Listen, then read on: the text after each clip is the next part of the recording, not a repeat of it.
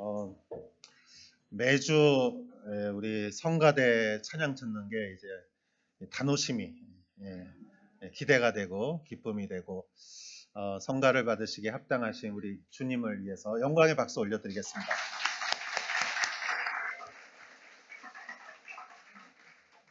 그리고 우리 성가대 열심히 성가해 주시는 우리 성가대 위해서 우리 격려의 박수 부탁드리겠습니다.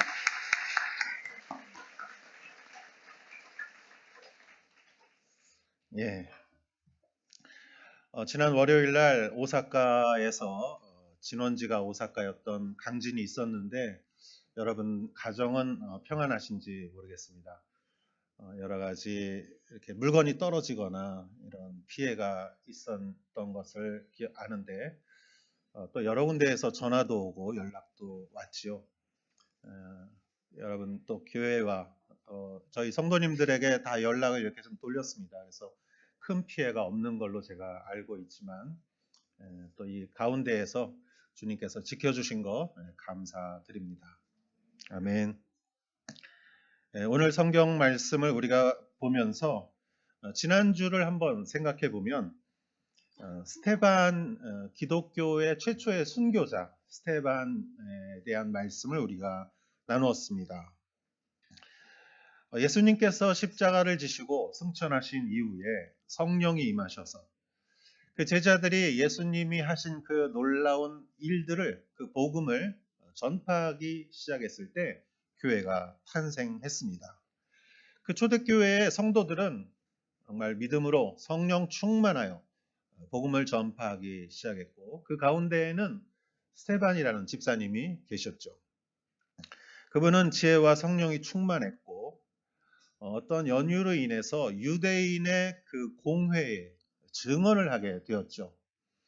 그런데 예수님을 십자가에 못 박았던 사람들이 대부분인 그 공회에서 예수님과 동일한 마음을 가지고 스테반이 그 순수한 신앙의 마음을 가지고 증언을 했을 때 그곳에 모인 많은 유대인들이 분개를 했습니다. 자신들의 그런 허울이나 이런 잘못된 그런 위선을 지적했을 때 회개하는 것이 참 옳은 방법인데 회개하지 않고 그들은 분노를 했죠. 그래서 스테반을 돌로 쳐 죽이는 그런 일이 발생했습니다. 스테반은 그래서 기독교 역사 가운데 첫 번째 순교자였죠. 일본에도 많은 순교자들이 있었습니다.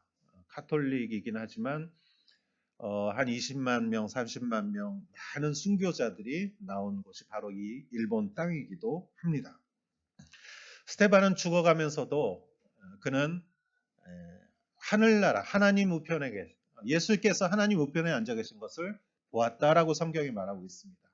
그렇기 때문에 그는 천국에 대한 확신을 가졌고 성경은 그가 잠들었다고 말하고 있습니다.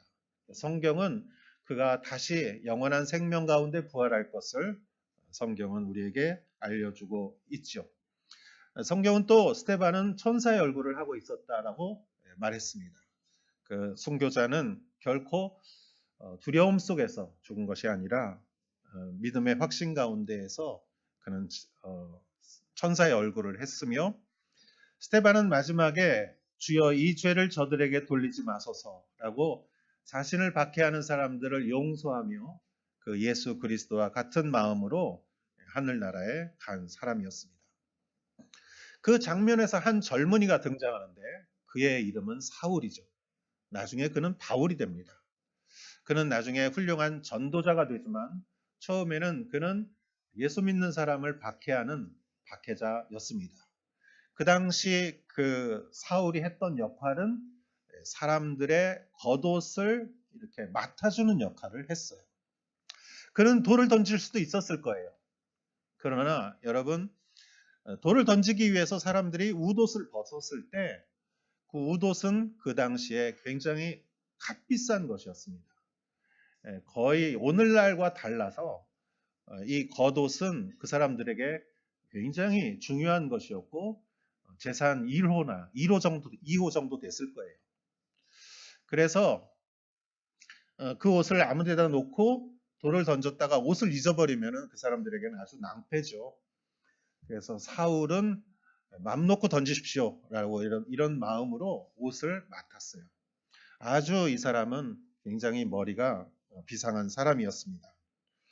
그리고 그는 스테반이 죽어가면서도 그가 죽는 것을 그는 당연하게 생각했다라고 성경은 말하고 있습니다. 오늘 성경 본문은 그 사울의 이야기가 이제 이어지고 있습니다. 오늘 성경에서 1절과 2절을 같이 한번 읽어보도록 하겠습니다. 한편 사울은 여전히 주의 제자들을 위협하며 그들을 죽일 기세로 대제사장에게 나아가 다메섹의 여러 회당들에 써보낼 공문을 요청했습니다. 거기서 그 도를 따르는 사람을 만나기만 하면 남자와 여자를 가리지 않고 잡아다가 예루살렘으로 끌고 오기 위해서였습니다. 아멘. 한편 사울은 이라고 성경이 말하죠. 그 다음에 제자들을 위협하고 그들을 죽일 기세로 라고 성경은 말하고 있습니다. 여러분, 화가 났다는 것은 감정을 말하는 것이죠. 대개 사람은 감정으로 화를 냅니다. 인간의 감정은 굉장히 강력한 에너지예요. 그래서 감정이 굉장히 우리의 이성을 넘었을 때가 있어요. 그래서 내 이성을 넘어서 화가 날 때가 있고, 내가 정말 즐겁고, 기쁘고, 마음이 두근두근하고, 이런 거는 굉장한 감정의 힘입니다. 그런데 감정의 특징은 또 한 가지 있어요. 잘 지속되지 않는다는 것이에요. 감정은 되게 일시적이에요. 그래서 화가 나도 다음날 아침에 일어나면 내가 왜 화를 냈지? 미안하네. 이렇게 마음이 드는 것이죠. 여러분, 간밤에 편지를 아주 애절하게 써도 그 편지 아침에 읽으면 유치해. 왜 못 붙이는 편지가 많아요. 사람의 감정은 그렇게 흔들리는 것이에요.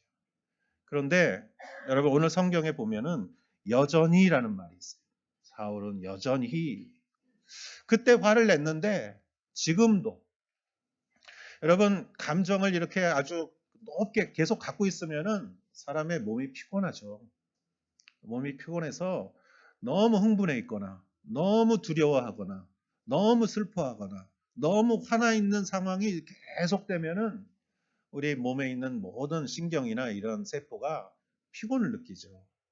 그래서 감정은 일시적으로 올라갔다가 내려가게 돼 있어요. 이 기쁨의 감정을 계속 갖고자 해서 사람들이 하는 게 마약이죠. 그것이 중독입니다. 그런데 사울은 여기서 여전히 계속 화가 나 있다. 이거는 감정을 뛰어넘은 무엇인가 있다는 것이에요. 그리고 위협했다라는 것은 보통 화를 내도 사람은 그냥 혼자서 이렇게 참거나 아닌 척하거나 밤에 어디 가서 소리치거나 좀 심하면은 누구한테 이렇게 뭐라고 이렇게 소리를 치거나 하지만 위협할 정도는 보통 사람들은 이렇게 위협하지는 않죠. 그리고 죽일 기세다. 정말 마음속으로 그렇게 하고 싶은 마음이 있어도 사람들은 그걸 표현하지는 않는데 이 사울은 죽일 기세로라는 이거를 가지고 대제사장에게 나아갔다. 그렇다면은 여러분, 사울은 왜 이렇게 화가 나 있을까요? 왜 이렇게 화가 나 있을까? 그것은 감정을 뛰어넘는 그 안에 감정 플러스 그의 어떤 삶의 철학, 그의 어떤 중요하게 생각하는 가치에 뭔가 위배되어 있기 때문이죠. 그것은 바로 예수님의 복음이었습니다. 예수님을 믿느니 내 주먹을 믿어라. 그런 때가 있지 않았습니까? 여러분, 예수 믿으세요 그러면은 화내는 사람이 있어요. 그냥 안 믿어요라고 하지도 않고 화를 내요. 여러분, 사울은 왜 이렇게 화를 냈을까? 그것은 인간의 모든 죄를 다룰 수 있는 것은 오직 하나님뿐이라고 그는 생각했어요. 유대교에서 유대 사람들이 생각하는 관념은 그것이에요. 하나님만이. 그래서 이 죄라는 것은 어떤 물건을 훔친다든가 이런 죄가 아니라 인간의 본연의 마음에 갖고 있는 원죄, 이것을 용서하고 그러는 사람은 오직 하나님뿐인데 예수님께서 중풍병자를 고치면서 일어나 걸으라 하지 않으시고 내 죄가 사함받았다 그렇게 말씀하시고 예수님의 십자가가 그 나라를 소동케 해서 사형당해서 죽은 게 아니라 우리의 죄를 위해서 하나님의 아들의 보혈의 피를 흘렸다고 하니 이 사울은 이걸 용납할 수 없는 것이죠. 또 예수님이 부활했다고 하니 이거는 다 거짓된 것이고 이것은 하나님을 모욕할 뿐만이 아니라 유대교를 근간부터 흔드는 것이고 이 나라의 이 공동체에 독소가 되는 잘못된 가르침이라고 그는 확신을 했던 것이에요. 그래서 이거는 씨를 제거해야 되고 완전히 뿌리부터 끊어내지 않으면 안 된다고 생각했기 때문에 그는 여전히 위협하고 죽일 기세를 갖고 있었던 것이죠. 그리고 그는 이론가였을 뿐만이 아니라 그는 행동가였습니다. 그래서 대제사장에게 가서 다메섹의 여러 회당에게 보낼 공문을 요청했다라고 성경은 말합니다. 다메섹이라는 곳은 예루살렘 북쪽에 있는 지금도 존재하는 그러한 도시입니다.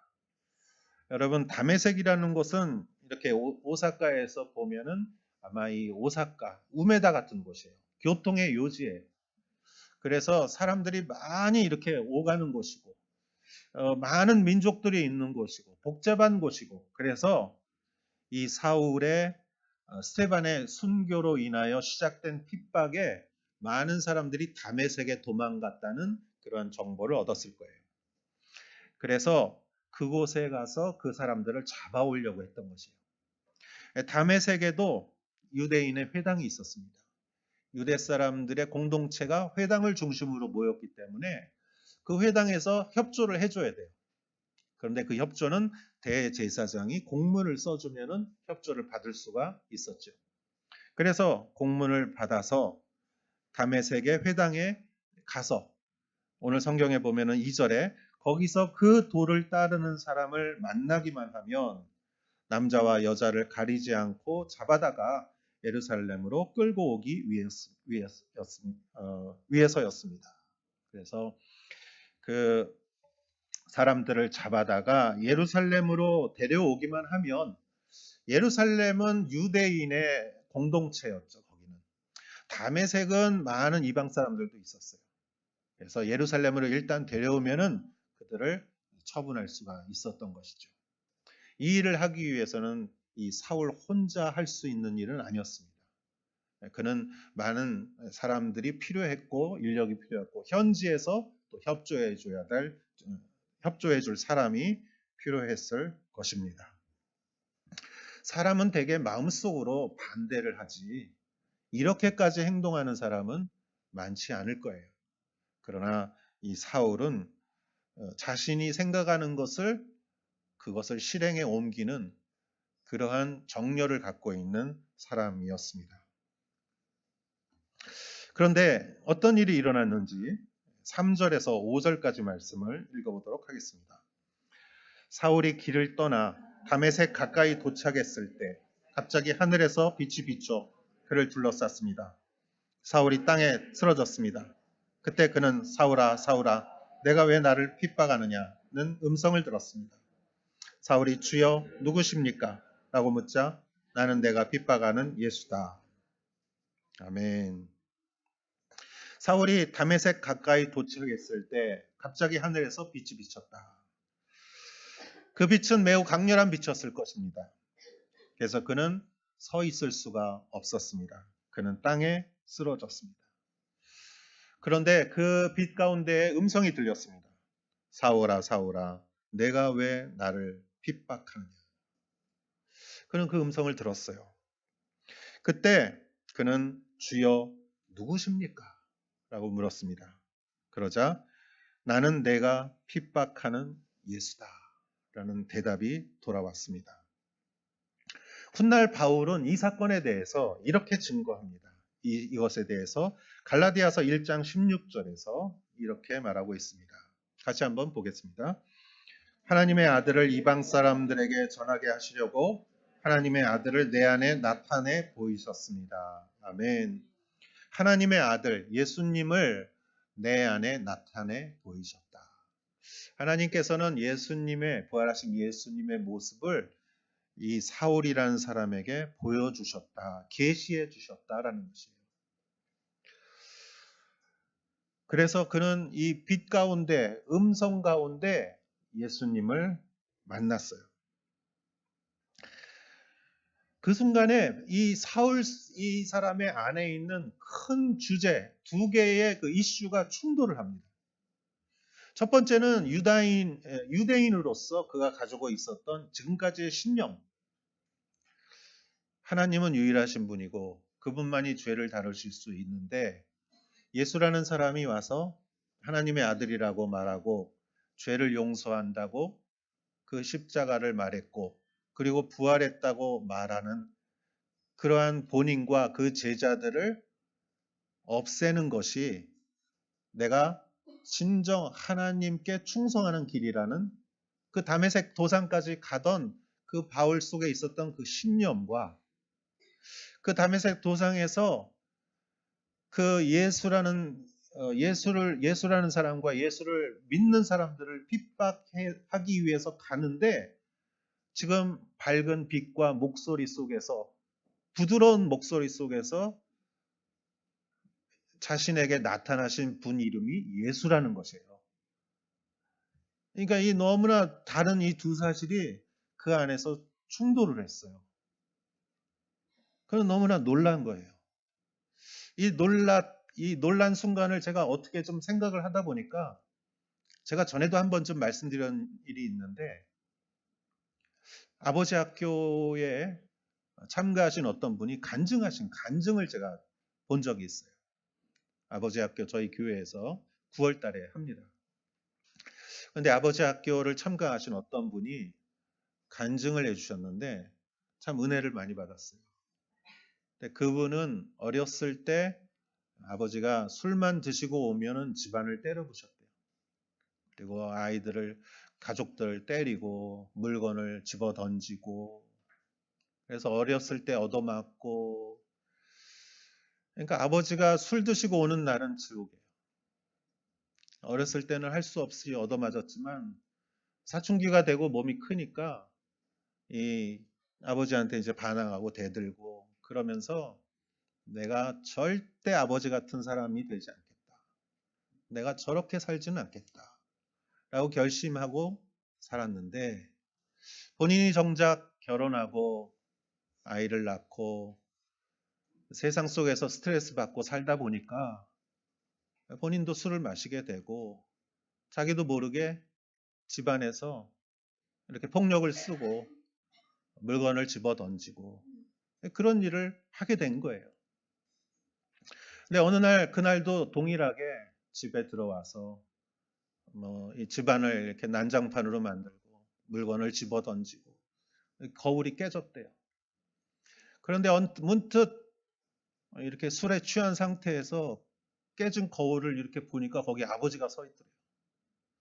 근데 아버지가 지금 여기 있을 분이 아닌데 여기 있을 수가 없는데 아버지가 보이다니 이게 무슨 말인가 하고 다시 보니까 자기들이에요. 그러니까 내가 그렇게 미워하고 저렇게 살지는 않겠다라고 말한 그 아버지의 모습이 자신 안에 있더라는 것이에요. 그러면서 내가 정말 이렇게 하면 안 되겠다 결심해서 아버지 학교를 들어갔대요.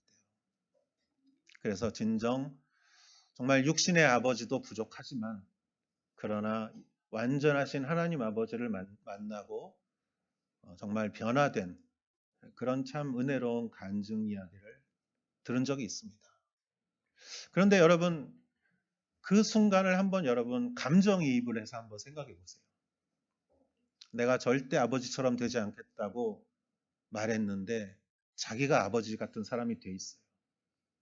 여러분 마치 나는 괴물과 싸우겠다고 생각했는데 보니까 내가 괴물이 돼 있어요.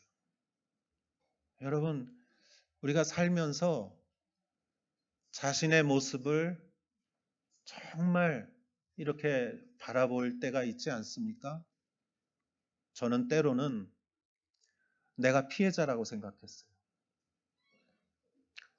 돈과 권력과 힘으로 누군가가 나를 자꾸 괴롭히고 나는 피해자라고 생각했어요. 근데 어느 날 자세히 보니까 내가 가해자예요. 내가 피해자기도 하지만 나도 가해자예요.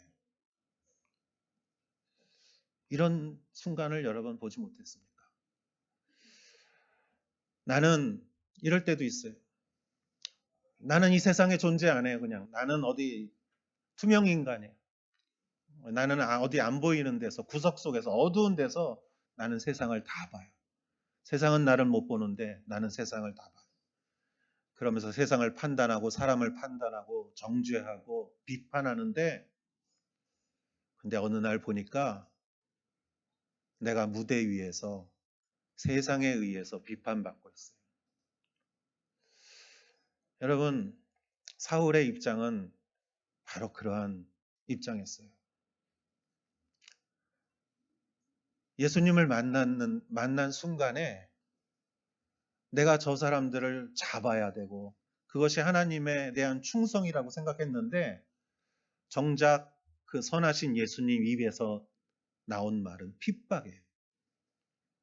네가 나에게 정말 충성하고 있구나라고 말을 들을 줄 알았는데 왜 나를 핍박하느냐. 2번이나 예수님께서 왜 나를 핍박하느냐. 누구십니까? 나는 내가 핍박하는 예수다. 나는 선한 일을 하고 있다고 생각했는데 나는 정의롭다고 생각했는데 나는 항상 옳다고 생각했는데 내가 핍박하고 있다니. 사울은 여기서 자신의 죄를 있는 그대로 깨달았어요. 나는 도저히 용서받을 수 없는 죄인이다. 그런데요, 여러분, 은혜는 여기서 시작됩니다. 죄가 있는 곳에 은혜가 있습니다. 여러분, 내가 죄인이라고 생각한 순간에 우리는 은혜를 간구하게 돼요. 결코 그것이 나쁜 것이 아니에요, 여러분. 우리가 진정 우리의 죄를 깨닫는 것이 우리에게 잘못된 것이 아니라는 것이죠. 이 사울은 나중에 이렇게 말합니다. 디모데전서 1장에서 13절, 15절에서 이렇게 말합니다. 같이 한번 읽어보겠습니다. 내가 전에는 회방꾼이요, 핍박자요, 폭행자였으나 오히려 긍휼히 여김을 받은 것은 내가 믿지 않을 때 알지 못하고 행했기 때문이다. 곧 그리스도 예수께서 죄인을 구하시려고 세상에 오셨다는 것이다.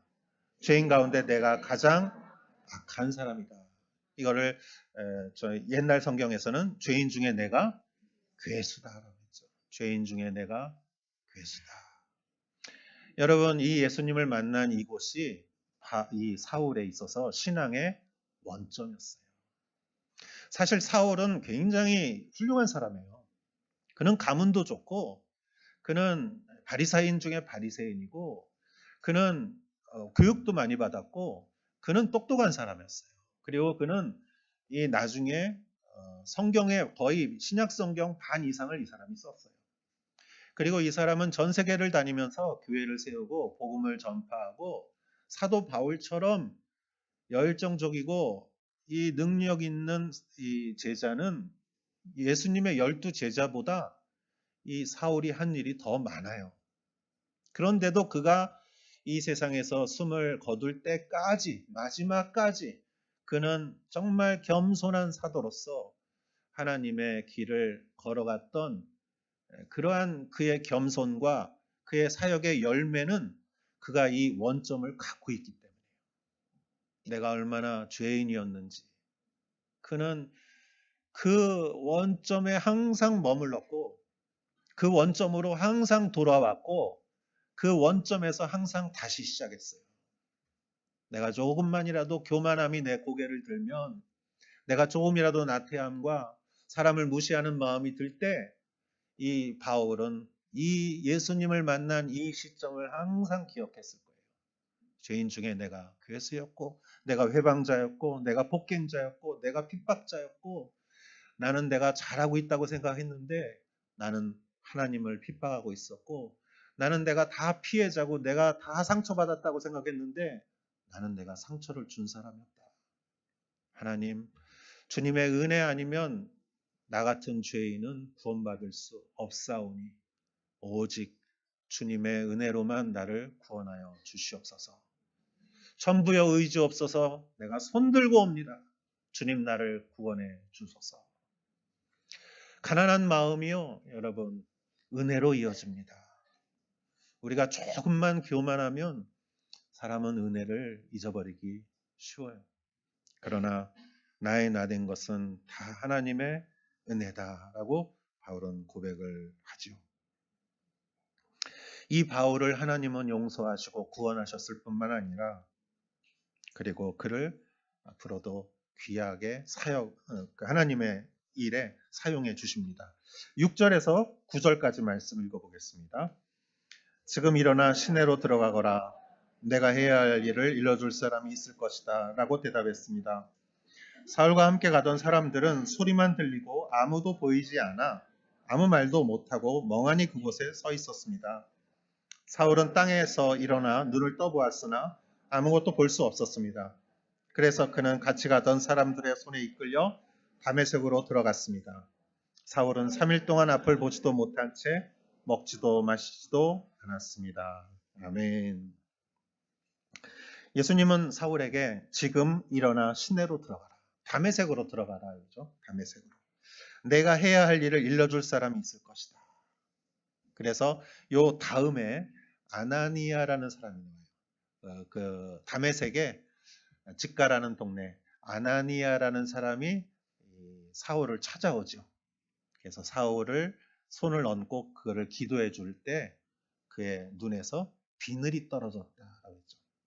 그가 이제까지 잘못 보던 모든 편견과 오만과 독선의 비늘이 떨어지고 진리를 보는 눈이 밝아졌지요.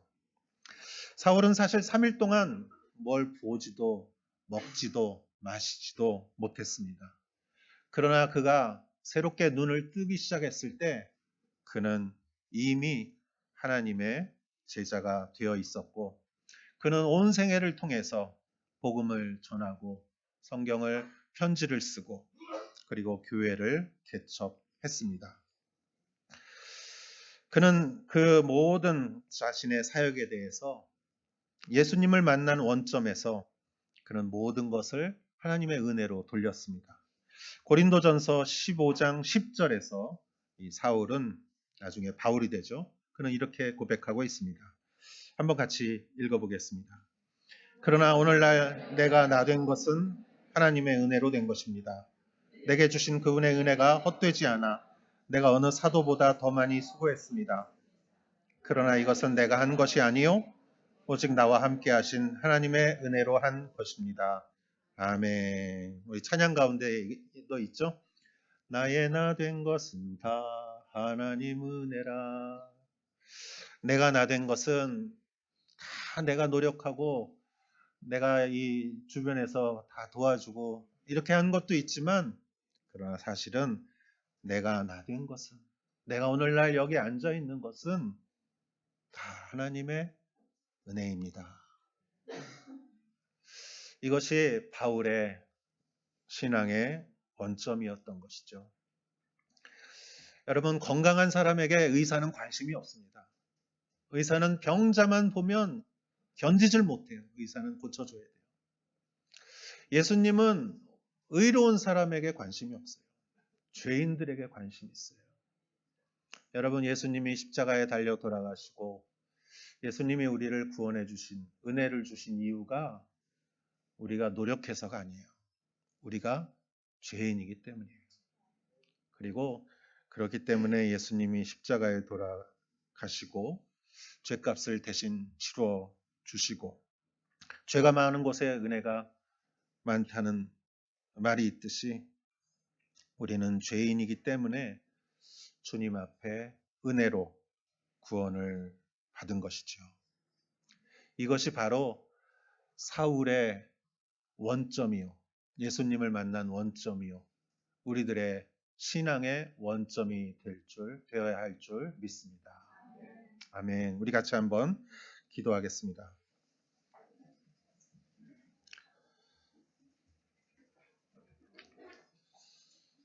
여러분 한번 같이 기도했으면 좋겠습니다.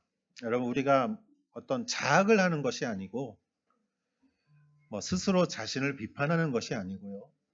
그냥 있는 그대로의 나의 모습이 정말 내 색안경이 아니라 하나님이 보시기에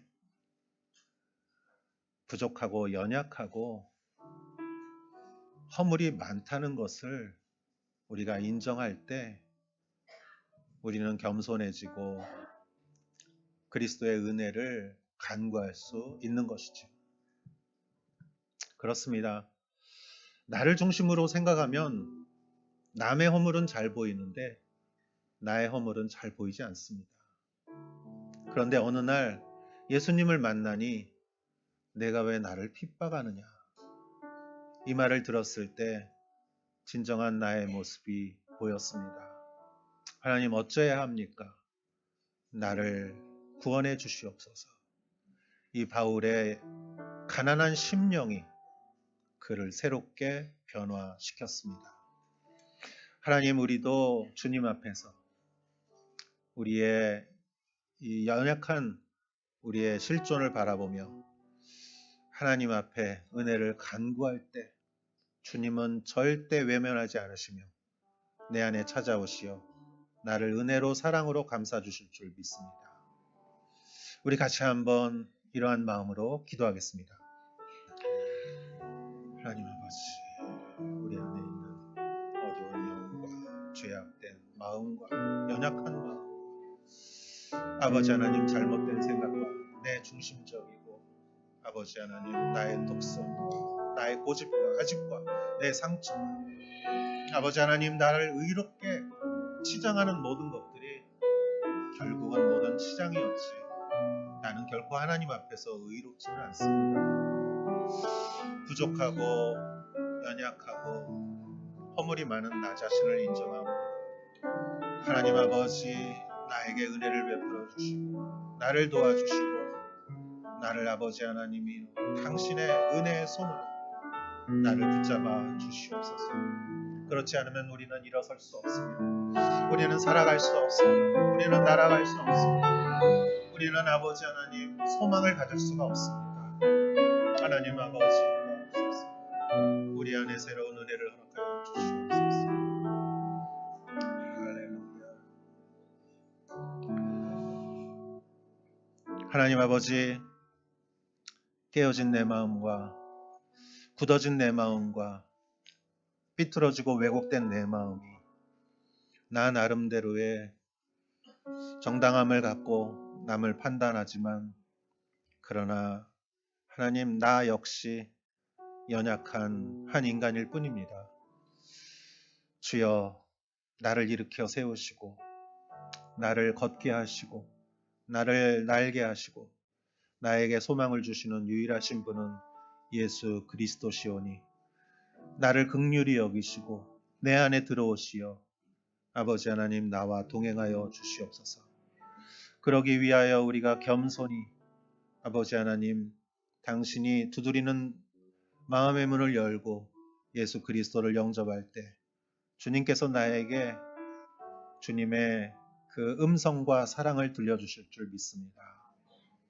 하나님 아버지 우리의 마음이 교만해지고 삐뚤어지고 굳어지고 왜곡될 때마다 내가 다시 한번 예수님을 만난 원점에서 나를 다시 한번 바라보고 주님이 주시는 은혜로 다시 한번 일어설 수 있게 하여 주시옵소서. 우리 성도님들 살아가는 모든 직장과 사업터와 아버지 하나님 가정과 학교에서 한 분 한 분을 주님 축복하여 주시옵시고 무슨 일을 하든지 하나님 안에서 사랑받은 자녀로서 담대하게 하시고 아버지 하나님 또 세상이 우리를 두렵게 할지라도 지진이 우리를 두렵게 할지라도 우리 오직 믿음으로 살아가는 자들이 되게 하여 주시옵소서. 모든 영광을 주님께서 받아주시옵시고 아버지 하나님, 우리 한 사람 한 사람에게 한없는 하나님 나라의 은혜로 채워 주시옵소서. 예수님의 이름으로 기도했사옵나이다.